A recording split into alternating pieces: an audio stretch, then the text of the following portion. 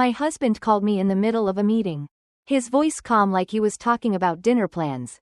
I've sold the apartment. You'll need to find somewhere else to stay. He thought I'd fall apart. Cry. Maybe beg. What he didn't know was, the apartment had been in my name for 3 months. And that was just the first move in a plan I'd quietly prepared while he believed he was in control. You think this story ends with an apology? It doesn't. It ends with a power shift he never saw coming. It all started with a phone call. Not the kind that makes your heart race from excitement, but the kind that stops you cold, mid-step, in a hallway full of strangers. I had just stepped out of the conference room to grab a coffee and check my phone when his name lit up the screen. David, my husband. I expected the usual. How's the trip? When are you coming home? Did you eat? What I got instead was a voice so calm it bordered on cruel. I'm divorcing you, he said, almost casually, and I already sold the apartment. You'll need to figure out where you're going to live. Good luck with that. For a moment, I said nothing, not because I didn't understand, but because I did, fully. The words weren't just cold, they were calculated. He wanted a reaction. He wanted shock, maybe even tears. What he got was silence. I took a slow breath and answered evenly. You sold the apartment? Yeah, he said, with a short laugh. Sabrina and I need the money to start our life. She deserves better than that cramped little place anyway. Sabrina. The name landed like a glass breaking on tile. I had known, of course I had known. The late nights. The vague work trips. The change in how he looked at me.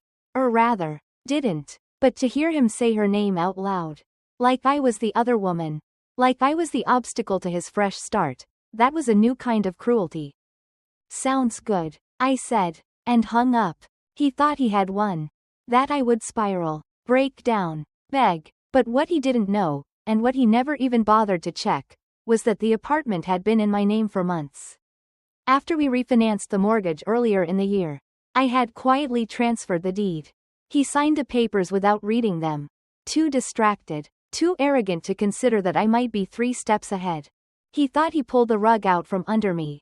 He didn't realize he'd just set himself on fire. That evening, I sat alone in my hotel room.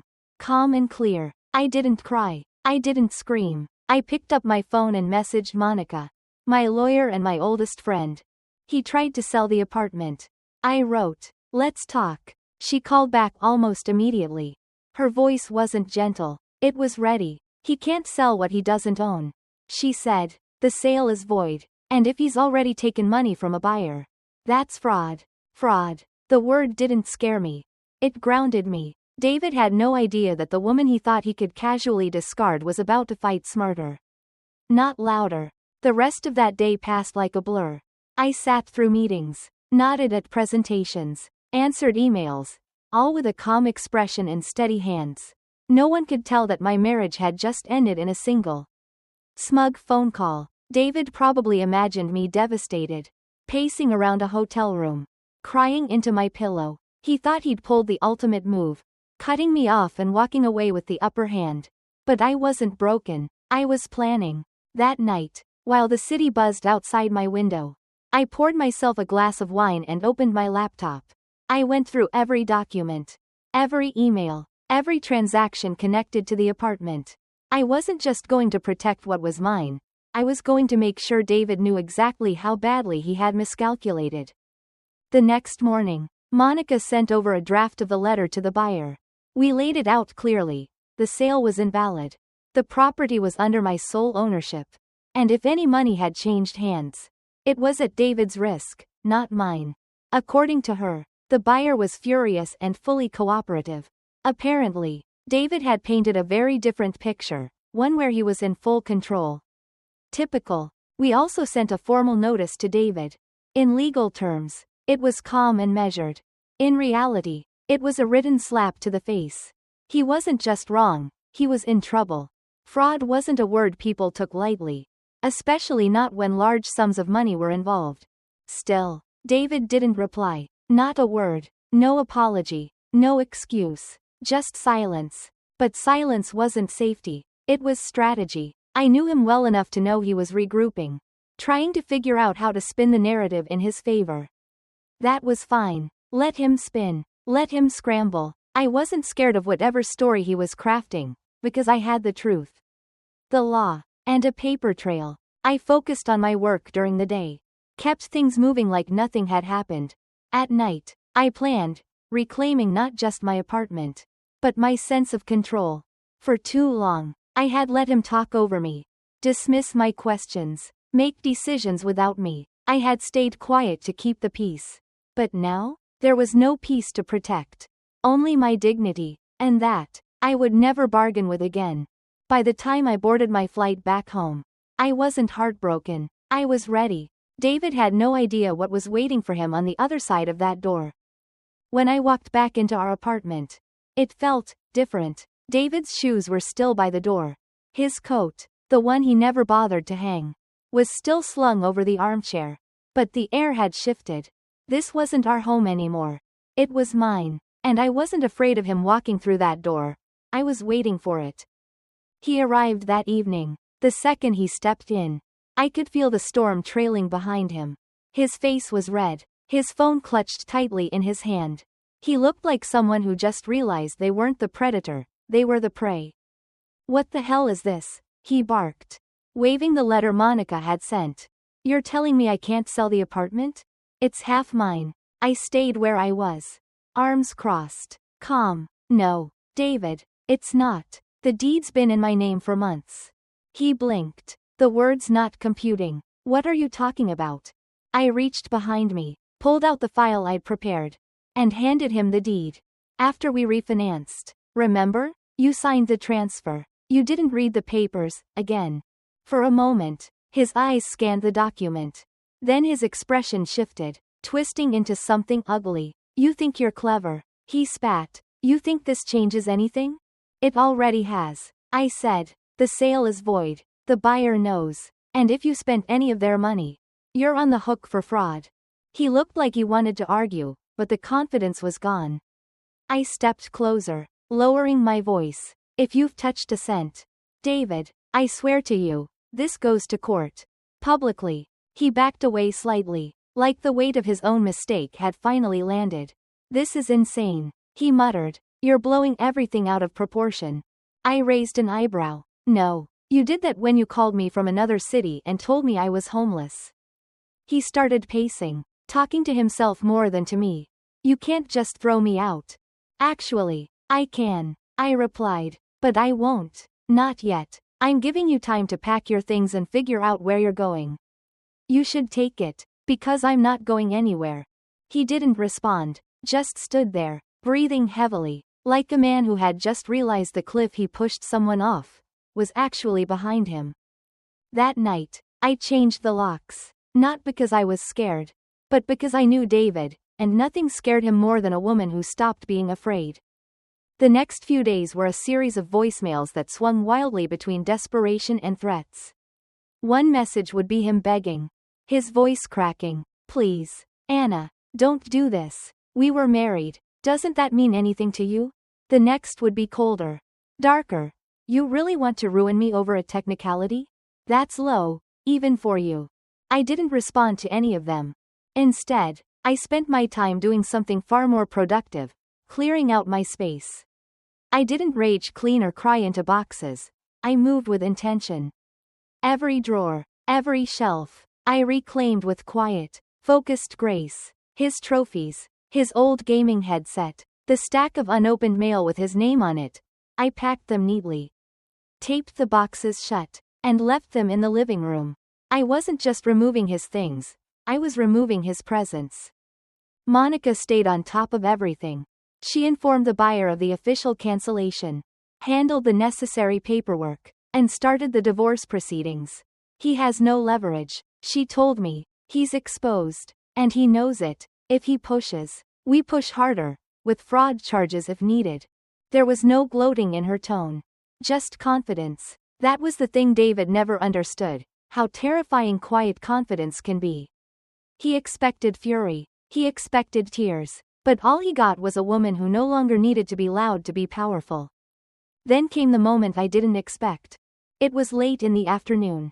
I was at home, going through some legal forms, when the door opened, and David walked in. But he wasn't alone. Next to him, holding onto his arm with the entitlement of someone used to being chosen, was Sabrina. Yes. He brought her into my apartment, into my home. She looked around like she was shopping. So this is it, she said, scanning the space with a little smirk. It's smaller than I pictured. I stood up slowly. My pulse was steady, my voice even. No, this isn't it. This is mine. David was staying here. You won't be. Her expression shifted immediately. Excuse me? You heard me. I said, you're not staying here. And if David wants to stay a little longer, that's only because I allowed it. But you can turn right back around. David stepped forward, trying to mediate. Come on, Anna, don't make this harder than it needs to be. I tilted my head. Oh, David, you made it hard the moment you tried to sell something that didn't belong to you. Sabrina's voice went up an octave. Wait, what does she mean? You said this place was yours. You said you sold it. He hesitated, just long enough to tell her everything she needed to know. You lied, she hissed. David stammered. It's complicated. No, I said, cutting in. It's simple. He lied. He forged a story to impress you. Got caught. And now you're here watching him unravel. Congratulations. Sabrina looked at him like he was something she'd just stepped in. You said you had the money. You said everything was handled. Her hands dropped from his arm. I'm leaving, she said flatly, and walked out without looking back. David stood there, stunned, alone, again.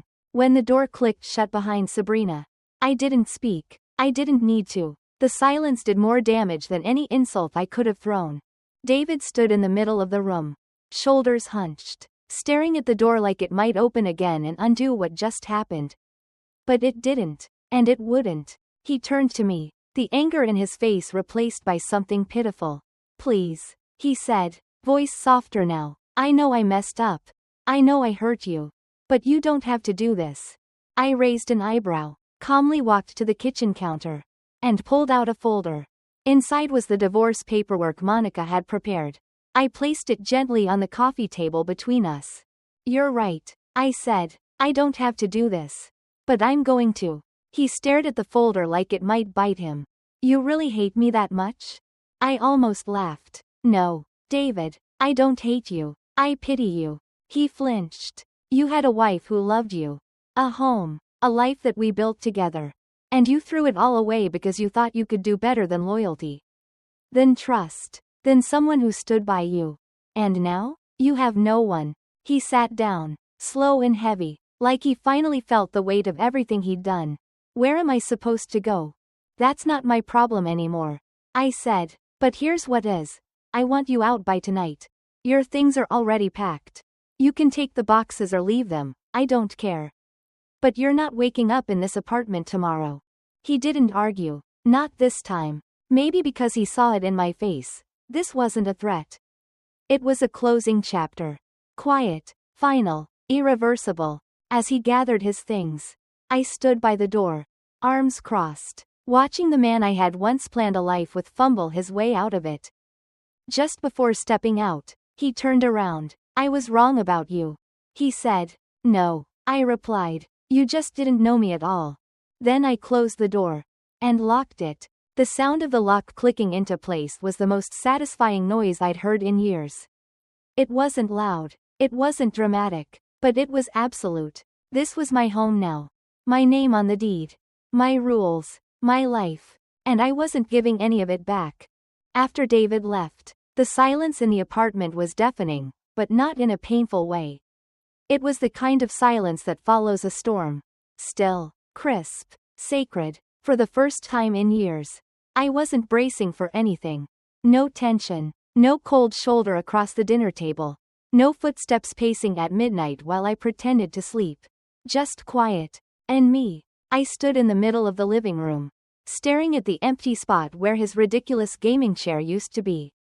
The walls looked brighter. The air felt lighter, as if the apartment itself had been waiting for this moment too.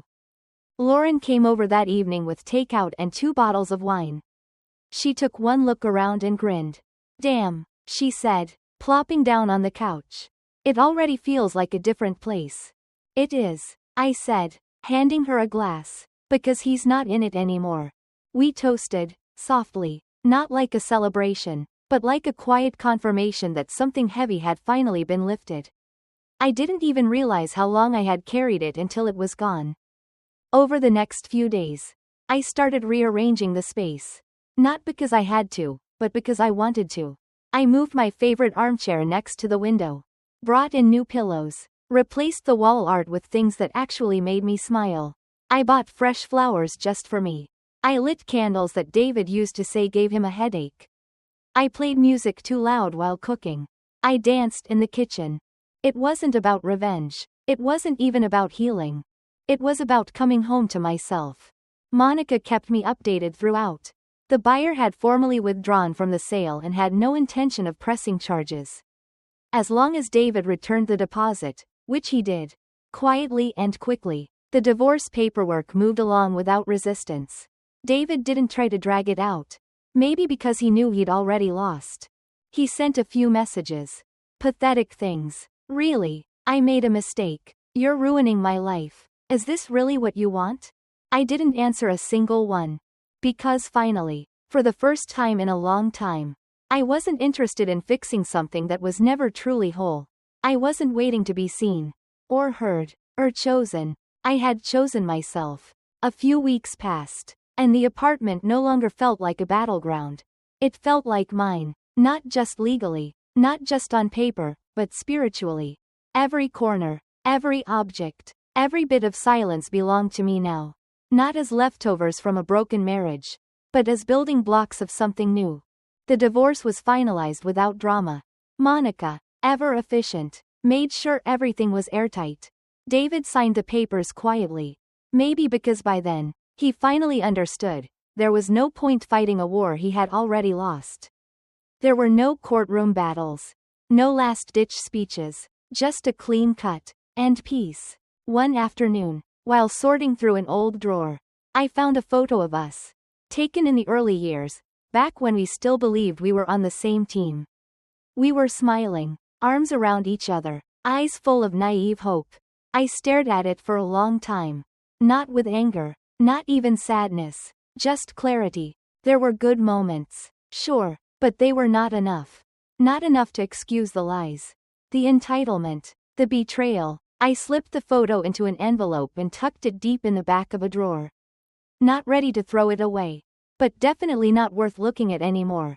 Lauren and I went out to celebrate the finalized divorce at a rooftop bar downtown. The city lights sparkled beneath us like a promise.